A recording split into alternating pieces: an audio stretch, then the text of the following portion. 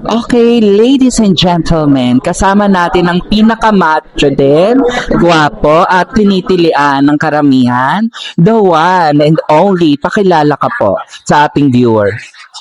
Ako nga po pala si Anton Imperial from Bacoor, Cavite po. 24 years old. So, tell the viewers kung ilang beses ka na sumasali sa pageant and ano ang ina-expect mo sa patimpalak na ito. Bali kakabalik ko lang po sa patimpalak na Bikini Open na to.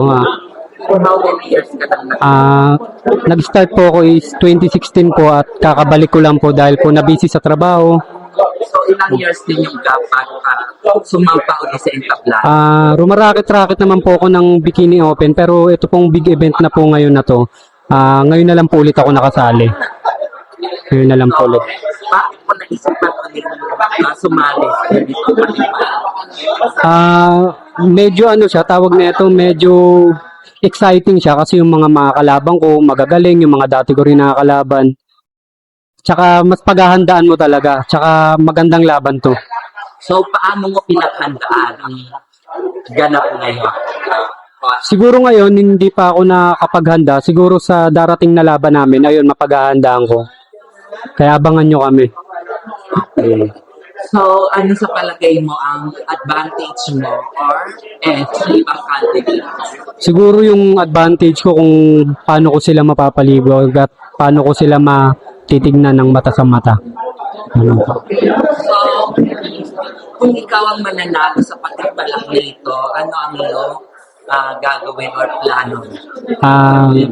Siguro yung mapapanalunan ko sa patimpalak na to yung madadagdag ko pang negosyo sa business ko, sa Bacoor, yun lamang po. So, sino-sino sa palagay mo ang mahigpit mong kalaban sa labang ito? Marami, siguro halos lahat sila eh. Can you mention at least 3 or Sila si Ian Pascual, ayan, matindi talaga yan. Sila Sebastian Dacles, ayan, pukpuan kami yan, mga veterano yan eh. Basta magkita-kita na lang sa finals. Pwede ako mag-promote ng show. Sure, okay. So, let us know about your mga gigs. Anton Imperial nga po pala sa Facebook, add nyo at face-to-face harapan Monday to Friday 11 AM sa TV5 lang yan. Yun po. So, last na lang ito ha.